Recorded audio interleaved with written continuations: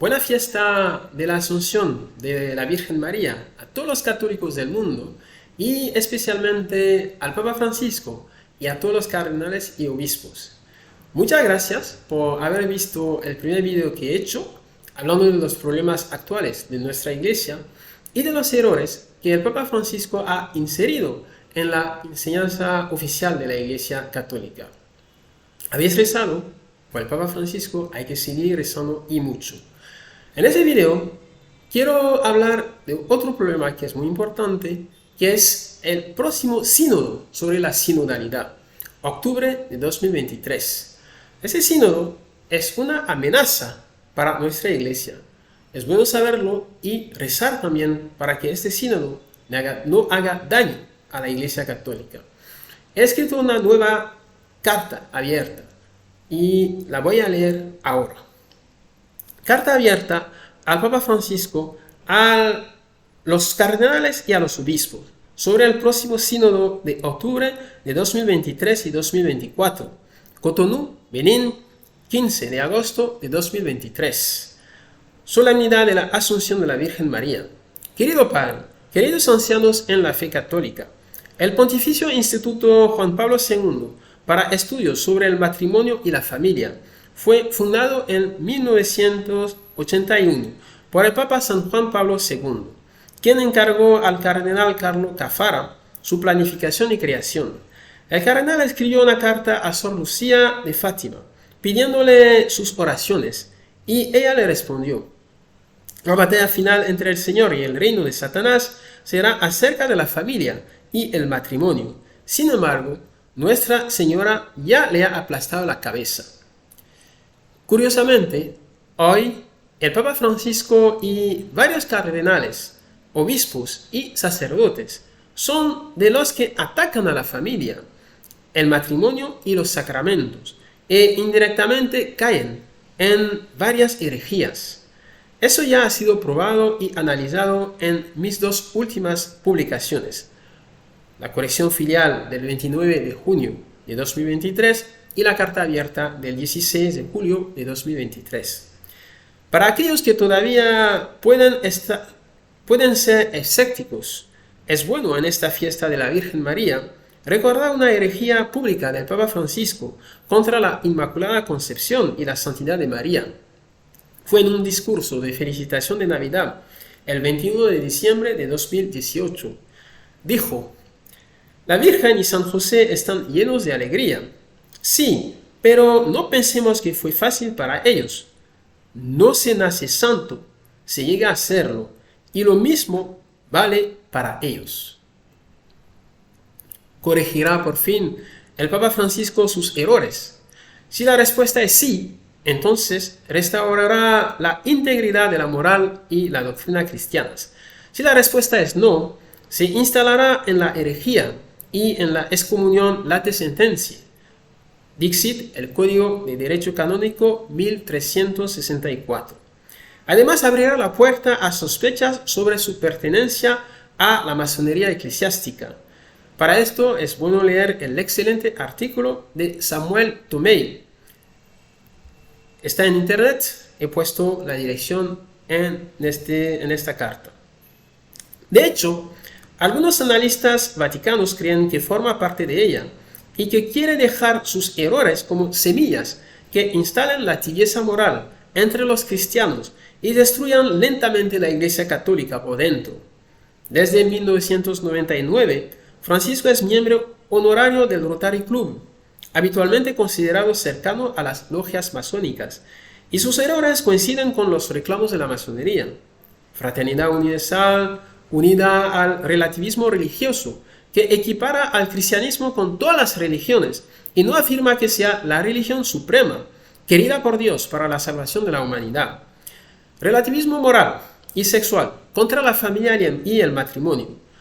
Por Francisco fue adulterio y fornicación, promovidos por Amoris Laetitia en 2016. Esterilización directa por histerectomía en el 2018, leyes de cohabitación homosexual en el 2020 y 2021 y 2023. Eucaristía para todos los políticos, públicamente pro aborto, en el 2021, si Francisco quiere demostrar claramente que es un verdadero papa de la Iglesia Católica, solo tiene una opción: corregir sus errores. En esta carta abierta, me gustaría comenzar ofreciendo una vez más mis sinceras disculpas al Papa Francisco, a los cardenales y a los obispos por las palabras agresivas que he pronunciado en el pasado cuando he visto que el Papa Francisco se negaba a corregir sus errores. Hoy mi amor a la Iglesia y al Papa me obliga con humildad y respeto a llamar la atención del Colegio Cardenalicio y del Colegio Episcopal sobre la amenaza que representa el Sínodo sobre la Sinodalidad, cuyas asambleas se celebrarán en octubre de 2023 y 2024. La organización, los organizadores y algunos de los participantes despiertan fundadas sospechas de querer utilizar este sínodo como una especie de Concilio Vaticano III para cambiar la moral y la doctrina cristianas mediante el relativismo y la ética de situación. ¿Cuáles son los peligros del sínodo sobre la sinodalidad? El Papa Francisco es el presidente del sínodo. Desgraciadamente, desde 2016 ha insertado en la enseñanza de la Iglesia errores morales y doctrinales que implican herejías y se niega obstinadamente a corregir a pesar de todas las correcciones filiales recibidas de los hijos e hijas de la Iglesia. Además, es bueno no olvidar que promulgó unos nuevos estatutos de la Pontificia Academia para la Vida, que han suprimido la declaración por la que sus miembros se comprometían a defender la vida, de acuerdo con la doctrina de la Iglesia. Fue el 18 de octubre de 2016. También destituyó a los miembros tradicionalistas de la Academia 2017 y a los del Pontificio Instituto Juan Pablo II para Estudios sobre el Matrimonio y la Familia en el 2019.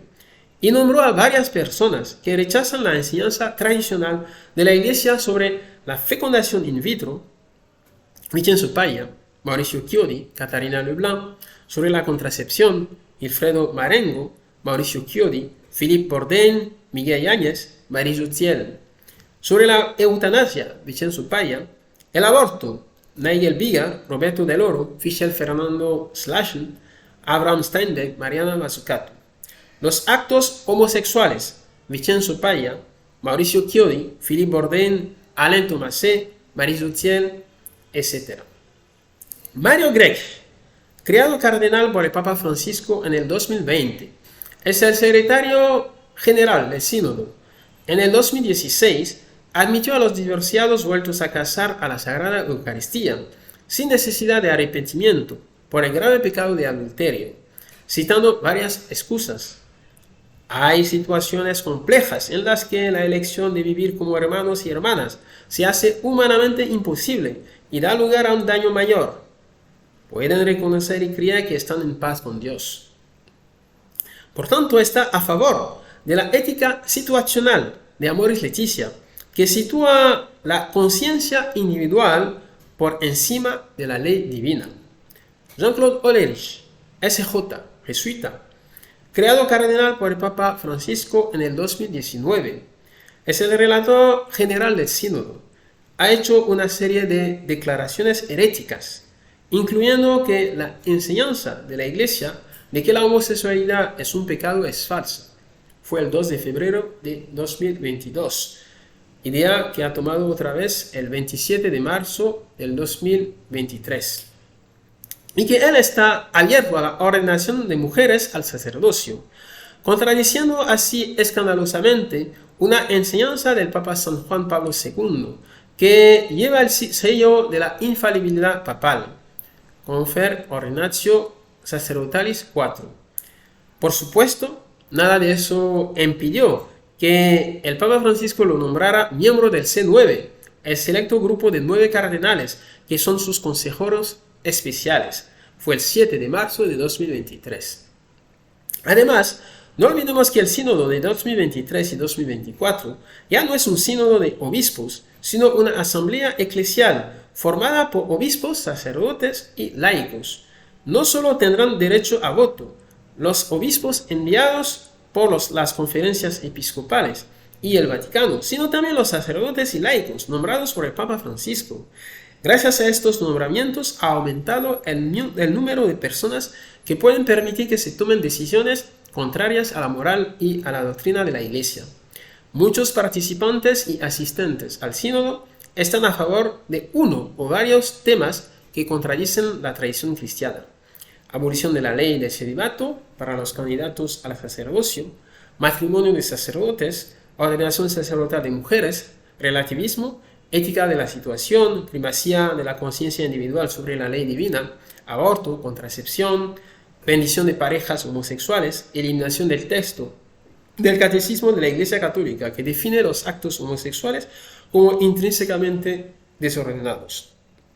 Algunos ejemplos son Pietro Parolin, Joseph de Kessel, Marcelo Semeraro, Christoph Schönborn, Luis Francisco Ladaria Ferrer SJ, Oscar Rodríguez Maradiaga, Joseph Tobin CSSR, Blaise Kupik, José Tolentino de Mendoza, Wilton Gregory, Robert McIlroy, Cristóbal López Romero, Georg Betzin, Franz Joseph Overbeck, Víctor Manuel Fernández, Bruno Forte, Charles Scicluna, Zbigniew Stankiewicz, Stephen Shaw SJ, Arturo Sosa SJ, Antonio Spadaro SJ, James Martin SJ, Philip Bourdain, Timothy Radcliffe, OP, dominicano, Siskia Lucía Valadares, Austin Ivrash, Cynthia Bailey Mantz, Rafael Luciani y otros. Todo esto recuerda obviamente al proceso sinodal alemán, cuya asamblea eclesial llegó a conclusiones que contradicen la tradición cristiana. Fue el 11 de marzo de 2023. Llamamiento a los cardenales y obispos fieles. Una vez vistos y analizados los hechos objetivos en las líneas precedentes, esta carta abierta se dirige ahora con humildad y respeto a todos los cardenales y obispos del mundo que desean ser fieles a Jesucristo, a los 12 apóstoles y a todos los santos mártires y confesores de la fe que durante 2000 años han vivido la Iglesia Católica y nos la han transmitido fielmente. Joseph Zen, Francis Arendt, Walter Brandmüller, Raymond Ray Burke, Robert Sarrat, Peter Erdo, Gerard Müller, Angelo Scola, Theodor Adrien Saar, Wilfried Fox Napier, Antonio María Rouco Varela, André Ventroy, Antonio Cañizares, Angelo Amato, Juan Luis Cipriani, Wim Eck, Malcolm Ranjit, Mauro Piacenza, Philippe Ouedraogo, Jean-Pierre Coutois, Jean Zerbo, Fridolin Ambongo Bezungu, Carlo Maria Vigano, Athanasio Schneider, Héctor Rubén Agüer, Charles Chappetz, Salvatore Cordileone, Robert Mutsaert, Joseph Strickland, Vitus Wonder, Marian Eleganti, Bernard Fellin, José Ignacio Munilla, Philippe Podzro, Marcelin Yaoquadio, Alexis Toabli, Barthélemy Adukonou, Marc Eye, Roger Humbeji, Aristide Gonzalo, Samuel Aquila, Stanislao Gadecki, Juan Ignacio Arieta, Daniel Fernández Torres, Robert Reed, etc.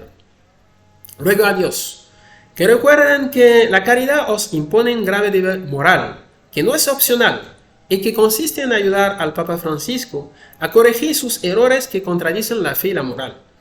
Cuando en el Concilio Vaticano II, el Papa San Pablo VI propuso incluir en la Lumen Gentium una frase que afirmara que el Papa es responsable solo ante el Señor.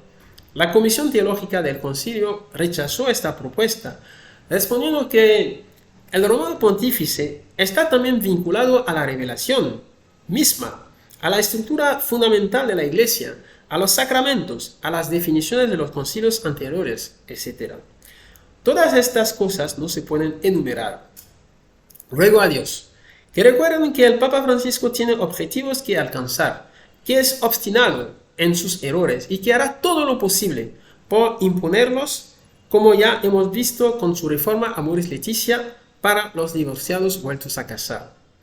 Cuando en una entrevista el 19 de agosto de 2013, el periodista Antonio Spadaro SJ le preguntó: ¿quién es Jorge Mario Bergoglio?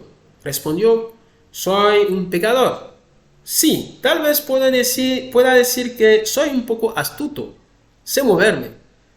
Esta astucia se vio cuando el Sínodo sobre la Sinodalidad 2014, perdón, el Sínodo sobre la Familia 2014 y 2015 rechazó su plan de dar la comunión a los divorciados vueltos a casar, que no quieren interrumpir su convivencia sexual. A pesar de declararse partidario de la sinodalidad, no escuchó la voz del Espíritu Santo y de los obispos que soplaba a través de este rechazo sinodal y encontró otra manera de imponer su idea a la Iglesia. El arzobispo Bruno Forte, secretario especial del sínodo, reveló que para sortear la oposición de los obispos tradicionalistas a la nueva reforma de Amoris Laetitia, el Papa Francisco le dio el siguiente consejo: si hablamos explícitamente de la comunión a los divorciados vueltos a casar, no sabes el lío que nos van a montar, así que no hablemos de ello directamente. Asegúrate de que haya las premisas, luego yo sacaré las conclusiones. Fue el 2 de mayo de 2016 en el Teatro Rossetti de la ciudad de Basto. Ruego a Dios que recuerden las terribles palabras del cardenal Blaise Cupich, arzobispo de Chicago y gran amigo del Papa Francisco. Ha dicho: no somos una iglesia de preservación, sino una iglesia de proclamación. Esto requiere que estemos preparados para dejar de lado las creencias más preciadas y los prejuicios arraigados desde mucho tiempo. Estas palabras las pronunció en la Catholic Theological Union el 29 de septiembre de 2017, en una conferencia sobre el diálogo según la clave del Papa Francisco. Ruego a Dios, por último, que sin ser activistas políticos, recuerden las advertencias del filósofo italiano Antonio Gramsci sobre los indiferentes. Decía: el mal que sobreviene a todos no se debe tanto a la iniciativa de los pocos que actúan, como a la indiferencia, al asenteísmo de los muchos. Algunos lloriquean lastimosamente, pero ninguno o pocos se preguntan: si yo también hubiera cumplido con mi deber, si hubiera intentado hacer valer mi voluntad, mi consejo, ¿habría ocurrido lo que ocurrió? El futuro de la Iglesia Católica está en vuestras manos. Nuestra Iglesia debe seguir siendo la Iglesia creada por Jesucristo y transmitida por los apóstoles, la que adora a Jesús en la Eucaristía, la que reza a María en el Rosario, la que reconoce la existencia del pecado y del infierno y la necesidad de conversión para recibir los sacramentos instituidos por Cristo, la que sabe que hay actos intrínsecamente malos: idolatría, aborto, esterilización, fornicación, adulterio, actividad homosexual, etc.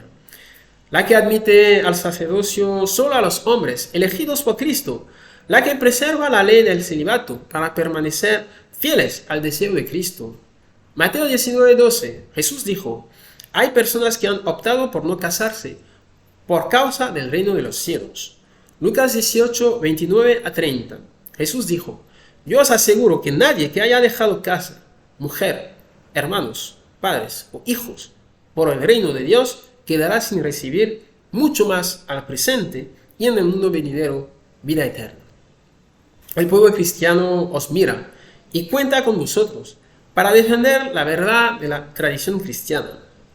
¿Qué otra prueba sería necesaria para darse cuenta de que el presidente del sínodo, el secretario general, el relator general y varios participantes no son católicos en sus ideas y que van a utilizar todos los medios a su alcance para imponer y difundir estas ideas en la Iglesia Universal?